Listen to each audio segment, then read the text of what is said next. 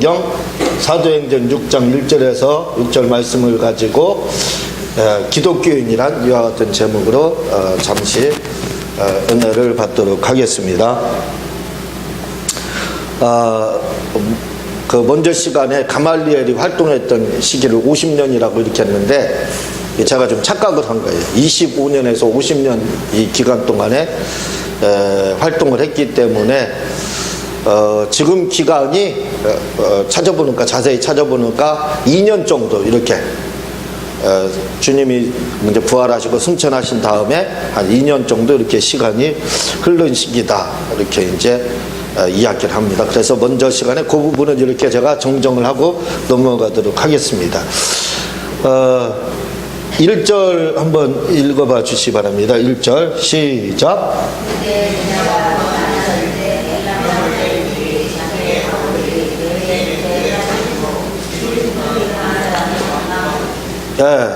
예, 교회에도 파가 있으면 문제예요. 바울파, 베드로파, 아볼로파 이렇게 나눠지고 했는데 여기는 이스라엘 안에서 초대교회 때 히브리파, 헬라파 이렇게 나눠지고 있습니다.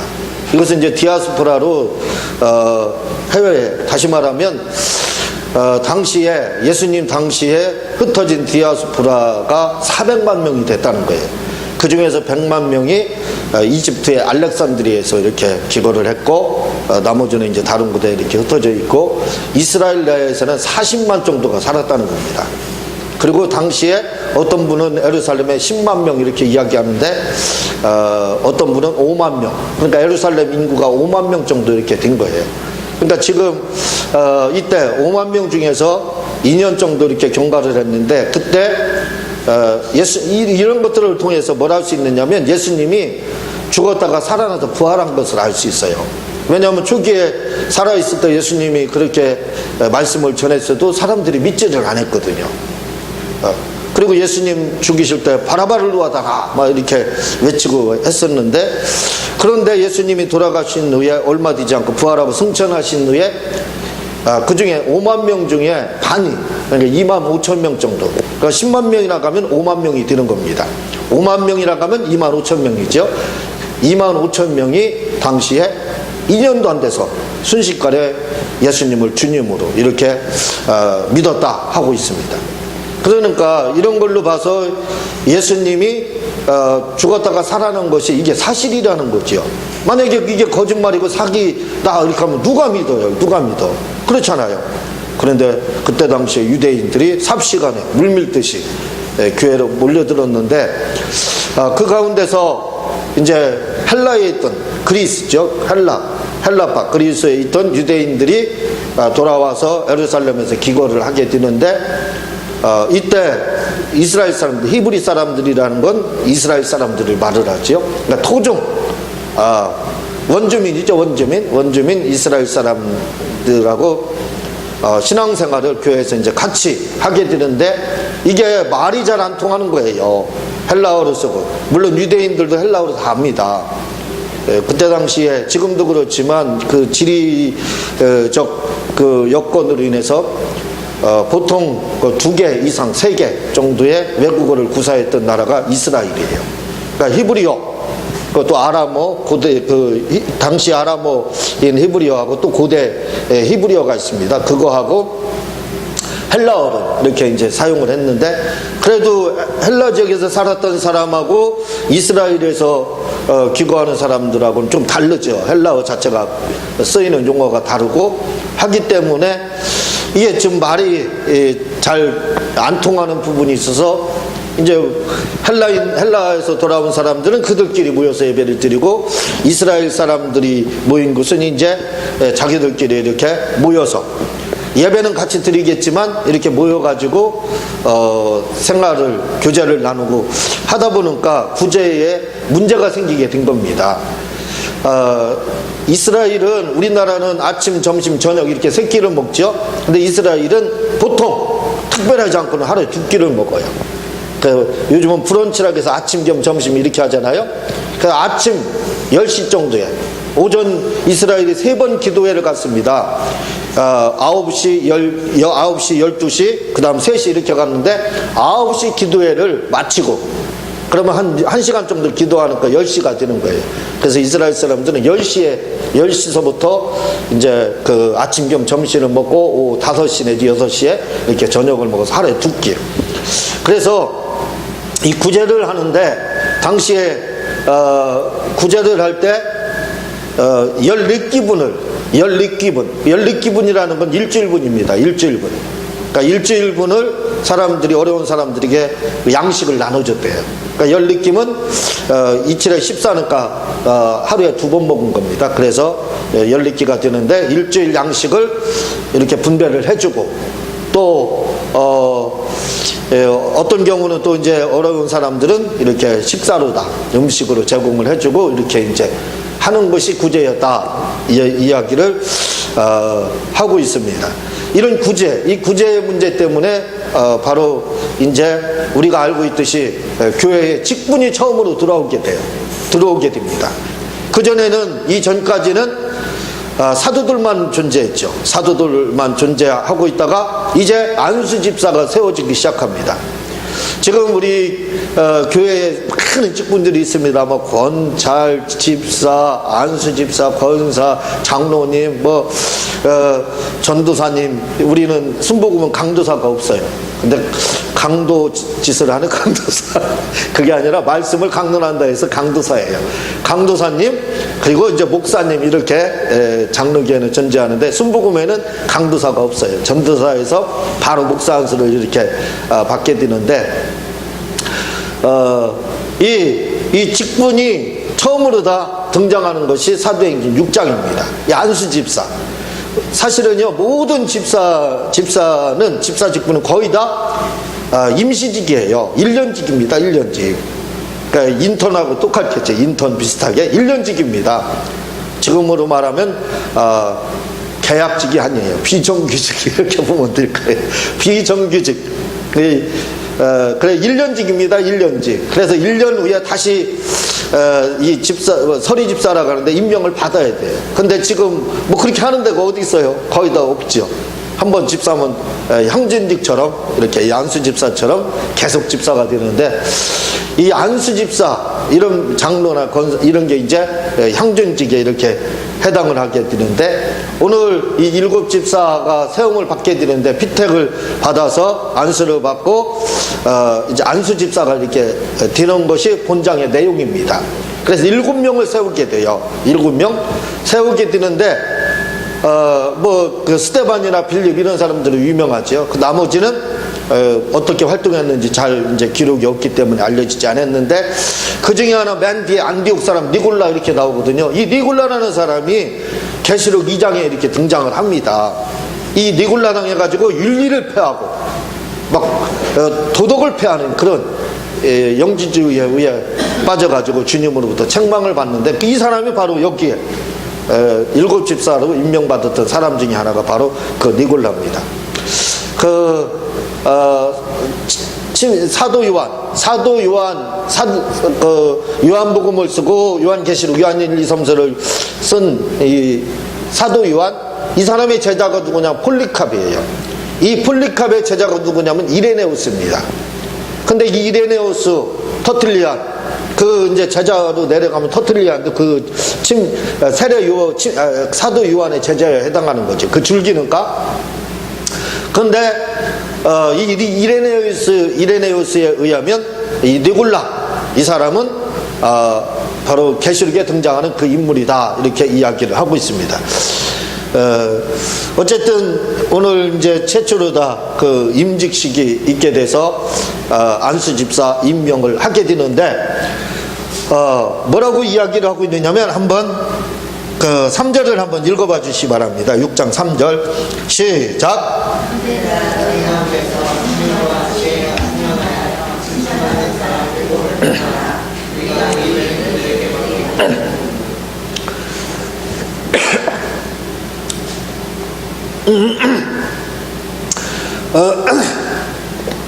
지금 그 7 집사를 세우는데 아무거나 집사로 임명하지 않았다는 거예요.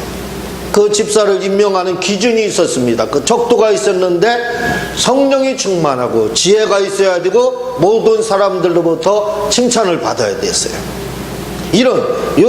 그렇게 될 때 바로 임직식, 다시 말해 임명을 받을 수 있게 됐다, 이렇게 이야기를 하고 있는데, 그럼 우리가 그렇게 생각할 수 있어요. 나는 안수 집사가 아니니까 성령 충만하지 않아도 되고, 나는 안수 집사가 아니니까 또 지혜가 없어도 되고 칭찬 안 받아도 된다.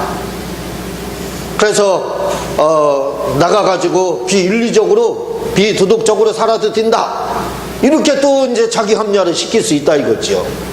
왜? 안수 집사 임명식에서 성령 충만하고 지혜하고 모든 사람으로부터 칭찬을 받아야 된다. 나는 장로는과 여기에 해당하지 않다. 나는 목사는과 여기에 해당하지 않다. 그렇게 나는 서리 집사는과 해당하지 않다, 이렇게 생각할지 모르지만 사실은요, 이 지금 나오는 이 말씀은 성령 충만하고 지혜가 있어야 되고 모든 사람으로부터 칭찬을 받아야 된다, 이 말은 사실은 모든 직분에 다 기본입니다. 그러니까 우리가 직분을 받는다, 서리 집사든 권찰이든 안수 집사든 장로든 권사든 목사님이든 어쨌든 모든 임직에 임하는 사람은 기본적으로 갖춰야 될 덕목이라 이거죠. 그러니까 모든 임직자들 직분을 교회에서 받으려면 이건 기본이라 이거예요. 이건 기본. 성령 충만해야 되고, 먼저 등장하는 게 그겁니다. 성령 충만해야 된다 이거죠. 그리고 지혜가 있어야 되고, 그리고 모든 사람으로부터 칭찬을 받아야 된다는 거예요. 나는 안수 집사가 아니니까 나는 여기에 해당하지 않아, 그렇게 말하면 안 됩니다. 그러니까 모든 임명자에게 말을 하는 거예요. 결국은 뭡니까? 이는 모든 기독교인들에게 다 하는 말이에요. 꼭 지금 7 집사에게만 당부하는 말이다, 그 말씀이 아니라 지금 예수님을 영접하고 주님으로 영접한 우리 모든 성도들은 다 성령 충만해야 되고 지혜가 있어야 되고 모든 사람으로부터 칭찬을 받아야 된다는 겁니다. 이게 기본이라는 거예요. 이게 이 기본 베이스가 돼 있어야 된다는 거예요. 그래야 임명을 받을 수 있고 또 사명을 감당할 수 있게 된다는 거예요. 그 중에서 첫 번째가 뭐냐면 성령 충만해야 된다는 거예요. 성령 충만해야 된다. 여기서는 성령을 받아라 하지 않고 있습니다. 7 집사가 되기 위해서는 성령을 받아야 된다 하지 않고 성령 충만함이 있어야 된다, 이렇게 말을 하고 있어요. 이게 뭐냐면 성령을 받아야 된다 하는 건 이미 성령은 받았다는 뜻이에요. 성령은 이미. 그러니까 뭐예요? 성령은 받았기 때문에 성령 충만해야 된다 이거죠. 제가 성령을 받아야 된다, 성령을 먼저 받아야 된다, 이렇게 수도 없이 당부의 말씀을 드리고 있는데, 우리는 기독교인이라고 하면 다 성령을 받아야 됩니다. 그래서 성령 받은 증거 각 교단마다 다르지만 우리 순복음은요, 우리는 순복음교회입니다. 순복음은 방언이에요. 무조건 그 방언이 날랄라든 따따따든 개구리 방언이든 무슨 방언이든 아무 관계없어요. 영어식으로 한다든가 중국어식으로 한다든가 관계없어요. 우리 순복음에서는 그런 거 따지지 않습니다.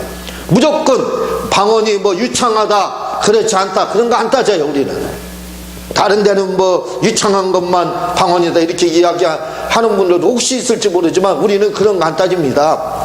날랄라로 하든 따따따로 하든 아니면 다른 기도로 토토토로 하든 아무 관계없어요. 어쨌든 방언을 말하는 거, 방언을 말하면 우리 순복음 교단은 성령 받았다 이렇게 해요. 그러니까 우리는 순복음 교회이기 때문에 거기에 맞춰야 됩니다.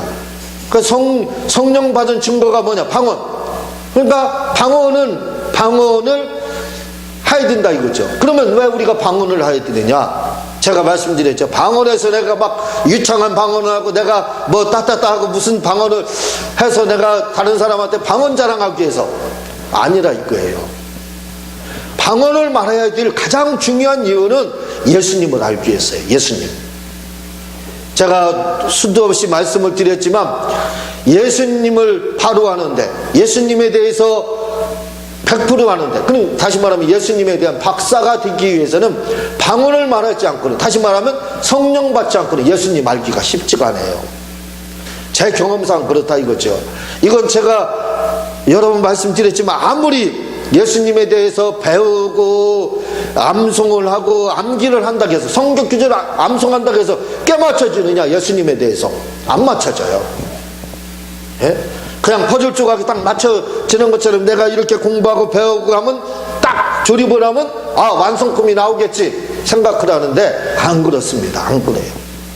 여전히 다른 국밥이에요. 근데 성령을 받게 되면요, 설명 안 듣더라갈지라도 그냥 예수님이 조립이 딱 돼요. 예수님을 그냥 알게 된다는 겁니다. 그러니까 뭐예요? 성령을 왜 받아야 되느냐? 예수님을 알기 위한 안경이고 예수님을 알기 위한 번역기입니다. 번역기. 예? 예수님을 아는 그 방법, 그 방편이 뭐냐면 바로 방언이라 이거죠. 그래서 우리가 성령을 받으라는 거예요. 내가 뭐 은사 자랑하기 위해서 그래서 받으라는 게 아닙니다. 기도 잘하기 위해서, 물론 기도도 잘할 수 있겠죠. 그래서 받으라는 게 아니에요. 오직 우리 사랑하는 예수님에 대해서 내가 이 교회를 다니면 박사가 돼야 하잖아요. 그 예수님 박사가 되기 위해서 받으라는 거예요, 우리가. 그러니까 다른 뭐 여러 가지 성령을 뭐 받은 증거가 기다 따질 거 없어요. 따질 거 없어. 그냥 예수님 알고 싶어서 예수님을 아무리 설명드려도 모른다니까요. 알려면 성령 받아야 된다 이거예요. 그러니까 성령을 뭐 이래쿵 저래쿵 말할 거 없이 받으라 이거죠. 성경에서 받으라 했으면 그냥 두말하지 않고 받으면 되지. 하나님보다, 다시 말하면 예수님보다 내가 잘났나요? 신학이 더 잘났나요? 아니잖아요. 우리는 그렇게 복잡하게 생각하지 말자 이거죠. 그냥 말씀에 나와 있으면 받아들이세요. 수용하세요. 그러면 되는 겁니다. 자, 이렇게 예수님을 알고 아는 사람이 알면 그 다음에 뭐라 해야 되냐? 충만함을 받아야 된다 이거죠. 성령 충만함. 예수님 성령을 받아서 알으면 그 다음에 거기서 끝나는 게 아니라 충만함을 받아야 되는 겁니다. 예? 예수님으로 가득 차 있어야 된다는 거예요. 그럼 예수님의 충만함이라는 건 뭐냐? 예수님으로 가득 차 있는 것을 말을 하는데 그 가득 차 있는 것이 뭐냐면 예수님을 사랑하는 것을 말을 하는 거예요. 그 사랑함이 넘치는 겁니다. 예수님 사랑하는 마음이 충만한 거. 그 넘치는 것이 성령 충만이에요. 뭐 귀신이 막 떠나가고 또 병든 자 손 얹으면 낫고 그것도 충만이죠. 그러나 그건 본질이 아니라 이거죠. 본질이. 진짜 성령 충만한 건 뭐냐? 예수님 사랑하는 거예요. 그냥 예수님 하면 눈물이 핑 돌아야 됩니다. 가슴이 막 뭉클하고 찡하고 그런 것들이 와야 돼요. 그냥 예수님에도 이번에 장마 때문에 장마가 아니라 가물어 가지고 뭐 저수지 수위가 10%밖에 남지 않았다. 아주 비상 걸렸었잖아요. 마치 교회를 다니고 신앙생활을 하고 성령 받았다 가는데 그렇게 건조해서 그렇게 메마른 것처럼 가물어요. 가물어. 예수님에 대해서 그냥 무감각해. 여름 봄 가뭄처럼 그렇게 가물어 봐요. 그게 아니라 이거죠. 그러면 안 됩니다. 우리가 좀 예수님 하면 눈물이 픽 뜨고 찡어. 그걸로 내가 성령 충만한 거 아닌가? 내가 방언을 막 크게 한다. 그걸로 말하지 마세요. 귀신이 나갔다. 병든 자가 치르고 예언을 한다. 그걸로 하지 마세요. 그게 척도가 아닙니다. 예수님 하면 막 눈물이 핑 들어야 돼요. 예수님만 이야기 나오면 그게 안 되면 다 성령 충만하지 못한 거예요. 방언 할아버지를 말해도 소용없습니다. 성령 충만하지 못한 거예요. 예수님 사랑하는 마음이 넘쳐야 돼요. 이게 되지 않으면 충만하지 않은 거예요. 우리 점검해야 됩니다. 내가 지금 예수님으로 진짜 예수님 사랑하는 마음으로 충만한가? 그래서 예수님 말만 들어도 예수님 하기만 해도 눈물이 막 이 며칠 정도 그게 되느냐 이거예요. 그거 안 되면 반성하세요. 저도 반성해야 되고 그게 돼야 돼. 그게 성령 충만입니다. 우리 제발 예수님으로 이렇게 충만한 성령 충만하시기를 다 이렇게 제가 부탁을 드려요. 이 7 집사는요 그렇게 충만했다고 나옵니다. 예수님 하면 그냥 눈물이 빙둥 그게 됐던 거예요. 그게 됐던 겁니다. 그리고 이 7 집사는 두 번째로 나타나는 게 뭐예요? 지혜로웠다는 거예요. 지혜로웠다는 거. 그럼 지혜가 도대체 뭐냐 이거예요. 지혜가 예수님으로요, 예수님 성령 충만하면 그러니까 예수님 충만한 거예요. 예수님 사랑하는 마음이 충만한 거예요. 예수님 사랑하는 마음이 성령 충만하면 예수님 사랑하는 마음이 충만해지는 거예요. 그리고 또 한 가지 나타나는 게 뭐냐면 친절함입니다. 친절해. 그래서 성령 충만하고 예수님 하면 눈물이 핑 돌 정도로 이슬이 맺힐 정도로 그렇게 뛰는데 쌀쌀해. 아주 사납고 무례하고, 한마디로 세상말 버릇없고 이렇게 되면 이게 무슨 성령 충만이에요. 성령 충만이 될 수가 없죠. 아닙니다. 여러분, 저는 충만을 받기 때문에 알아요. 예수님 사랑하는 마음이 충만하면요, 그 성도들은 이상하게 친절해질 수밖에 없어요. 친절한 거예요. 이 친절한 게 뭐냐? 바로 지혜로운 겁니다. 지혜로운 거예요. 유대인의 격언에는 뭐라고 말해요? 지혜의 최고봉. 지혜의 최고봉이 뭐냐? 친절함으로 나타난다고 합니다. 그래서 친절한 사람은 지혜로운 사람이다, 이렇게 말을 해요. 그러니까 우리가 지혜가 뭐냐? 여러 가지 말할 수 있죠. 근데 오늘 주제로 비춰볼 때 뭐예요? 지혜롭다는 건 친절한 겁니다. 친절한 사람은요, 벌써 깨뜨려 보기 때문에 친절한 거예요. 사람을 알기 때문에, 저 사람이 어떤 사람이고 어떻게 나오면 내가 어떻게 대할 것을 벌써 알고 있기 때문에 마음에 여유가 있는 거예요. 예? 저 사람이 사납게 나오고 무례하게 나온다 할지라도 참 불쌍하구나. 아직 뭔가를 잘 몰라서 지금 철이 들들어서, 예전에는 철 들려면 어디 가야 된다겠어요? 포항제철이죠. 요즘 바뀌었습니다.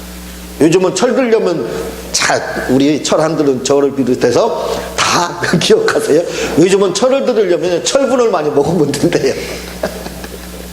철분 많이 드세요. 철분. 영양제,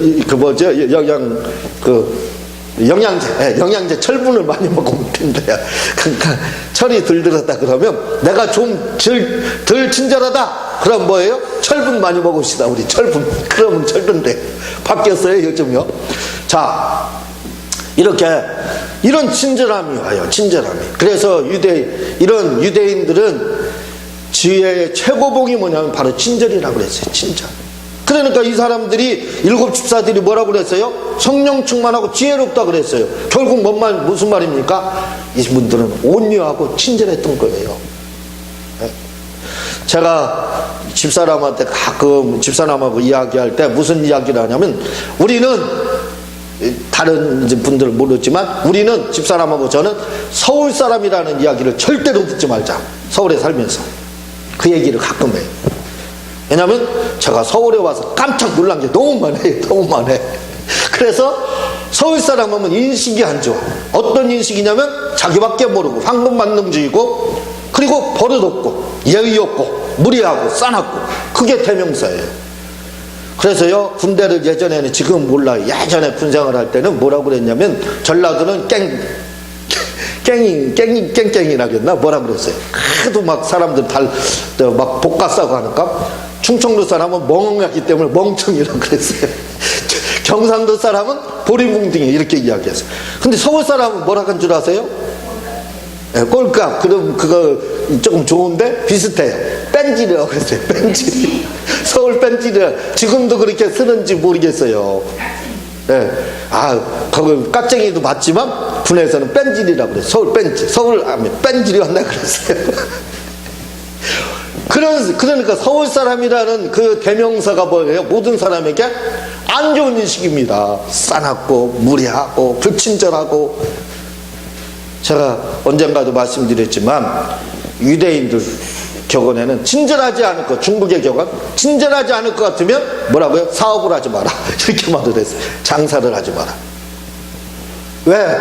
친절한 사람, 온유한 사람, 이런 사람은요, 벌써 다 알고 있기 때문에 친절한 겁니다. 남이 뺨을 때렸는데 웃는다, 친절하다.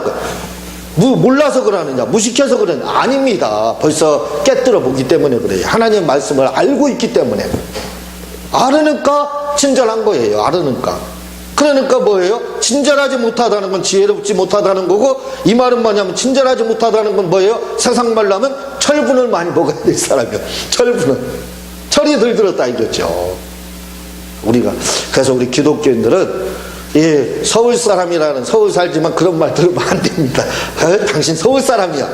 물론 좋은 의미로 말할 수도 있겠지만 대부분은 부정적이에요. 저 사납고 무리하고 불친절하고 예의 없다 이런 소리 듣는 거예요. 예, 좋지요. 우리 저 충청도 사람이시니까 차라리 멍청하다는 소리가 나올 수도 있어요. 왜? 지금 봐봐요. 일곱 집사를 세우는 기준이 성령 충만하고 그 다음에 친절한 거. 다시 말하면 지혜로웠다 이렇게 말을 하고 있어요. 지혜로운 거 이야기를 하고 있습니다. 지혜로워야 돼요. 자, 그리고 또 그 기준을 뭐라고 하냐면 이렇게 말해요. 성령 충만하고 지혜롭고 그 다음에 칭찬을 받아야 된다는 거. 모든 사람으로부터. 이게 다 연결이 돼요. 안 연결되는 것 같지만 봐봐요. 성령 충만하면 어떻게 된다고 했어요? 예수님 사랑하고 그 다음에 뭘로 나타나요? 친절해요. 친절해. 왜 뺨을 때려도 친절하고 핍박을 해도 친절하고 뭘 해도 친절한 사람은 결국 뭐예요? 마지막에 칭찬을 받게 돼 있어요. 야, 참 너 같은 사람 없다. 예? 보기에는 좀 바보스럽고 뭔가 부족하다고는 얘기할지 모르겠지만 그러나 뭐예요? 그런 사람이 결과적으로는 뭐예요? 참 친절한 사람이다라는 소리를 듣게 되는 거예요. 그러니까 이게 뭐예요? 다 연결이 되는 거예요. 일곱 집사를 지금 이 세운 기준을 보게 되면 결국은 이게 다른 것 같아요. 각각 성령 충만해야 되고 지혜로워야 되고 칭찬 이게 각각이요. 아이고 이게 다 따로 국밥인데 이걸 그러면 성령 충만하기 위해서 막 해야 되고 지혜롭게 해서 지혜를 배워야 되고 친절한 칭찬받기 위해서 칭찬받으려고 노력 이게 각자 살려면 이게 얼마나 어려워요. 그렇죠? 근데 이게 하나가 돼봐요. 성령 충만하면 예수님 사랑하고 자동적으로 친절하게 돼 있어요. 친절하면 뭐예요? 칭찬을 받아요. 자동으로 연결이 되는 겁니다. 이게 따로 국밥이 아니에요. 하나예요. 한 몸뚱이에요. 몸뚱이 하나랑 똑같은 겁니다. 그러니까 우리가 성령 충만함을 진짜 받게 되면 이렇게 지혜로울 수가 친절할 수 있고 그리고 모든 사람으로부터 자동으로 칭찬을 받게 돼 있는 거예요. 이게 따로가 아닙니다. 우리가 이 예배를 뭐라고 하냐면 영어로 서비스라고 합니다. 그리고 이것을 헬라어로는 나트레이아 이렇게 말합니다. 이 나트레이아라는 말은 봉사, 영어로 서비스라는 뜻을 가지고 있어요. 봉사, 섬김 이런 뜻을 가지고 있어요. 그러니까 예배라는 것이 섬기는 겁니다. 봉사하는 거예요. 기독교가 뭐예요? 봉사하고 섬기는 거예요. 그게 사랑입니다. 자, 요즘에 힘든 직업이 있어요. 그게 뭐냐면 감정노동자들이 뭐예요? 콜센터 직원들. 한마디로 말을 하면 서비스업입니다. 서비스업이 힘들다는 거예요. 왜냐하면 모든 걸 다 이 야전에서 그 힘도 없는 그런 콜센터 직원이 감당을 해야 돼요. 회장이 욕먹는 게 아닙니다. 잘못은 회장이 잘못해놓고 그리고 사장이 잘못해놓고 임원들이 잘못해놨는데 요건 누가 먹어요? 콜센터 직원들. 우리 그분들한테 뭐 심하게 따지면 안 돼요. 불쌍한 사람들입니다. 뒤돌아서서 눈물로 호소하고 있고 우는 사람들이에요. 그래는 서비스업에 종사하는 사람들이 얼마나 억울하면 많이 당해요. 그래도 어떻게 돼요? 그 자리에서 울지 않아요. 뺨 맞으면서도 아이고 고객님 잘못했습니다. 무릎 꿇고 막 빌고 그러잖아요. 윗세도 나고 그러잖아요. 그게 서비스업입니다. 그게 서비스업이에요. 서비스업에 종사하는 분들은 그렇게 억울함을 당해도 친절해요. 뺨을 맞아도 친절해요. 제가 보기에는 가장 주님이 말씀하는 것처럼 오른뺨 따르면 왼편 돌려다라 오리가라 가면 심리가라 그들이 하고 있는 것 같아요. 근데요 제가 말씀드렸죠. 예배라는 게 나트레이아 서비스입니다. 서비스 봉사 섬기라는 거예요. 섬기. 그러니까 우리 기독교라는 이것을 우리 기독교를 통틀어서 직업으로 말하면 서비스업입니다. 서비스업. 우리 기독교는 서비스업이에요. 서비스업. 그렇죠? 감정 노동자예요. 감정 노동자. 뺨을 맞으면서도 우리는 뭐예요? 아이고 웃으면서 한 뺨을 다시 돌려대야 되는 거예요. 우리 가져가면 심리를 갖춰야 되고. 예? 서비스업에 감정 노동자들 그들이 종사해서 하는 거 한번 생각해 보세요. 생각해 보라 이거예요. 그게 우리 기독교의 본질입니다. 기독교의 본질. 그래 그 정도 우리가 서비스업에 종사한다고 생각하세요. 우리 기독교는 나의 안수 집사, 나의 서리 집사, 뭐 권찰, 권사, 장로, 강도사, 전도사, 강도사, 목사, 이가 통따라서 뭐라고요? 서비스업입니다. 서비스업. 우리는 감정 노동자예요. 뺨을 맞더라도 웃어야 돼요. 예? 그리고 친절하게 대해야 돼요. 그게 우리 기독교예요. 기독교. 그렇게 하면은 자동적으로 칭찬을 받게 돼 있다는 거예요. 그러니까 이 일곱 집사를 세우는 기준이 성령 충만하고 지혜롭고 칭찬받고, 이게 따로국밥이 아니에요.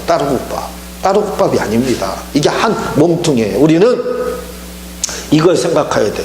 성령 충만하게 되면 친절할 수밖에 없고, 서비스업이니까 이제 주님이 우리 속에 서비스를 넣어주니까 서비스업 되는 거예요. 그래서 친절하게 되고, 그리고 그렇게 살다 보면, 친절하게 계속 살다 보면 뭐가 돼요? 참 사람 좋은 사람이다. 역시 예수 믿는 사람들 틀리다. 칭찬을 자동적으로 받게 돼요. 오늘 우리 모든 기독교인들은 이 세 가지, 이걸 가지고 있어야 돼. 성령 충만해야 되고, 친절하고, 그 다음에 칭찬받는 우리 모두가 되시기를 주님의 이름으로 부탁을 드립니다. 이 시간 말씀 생각하면서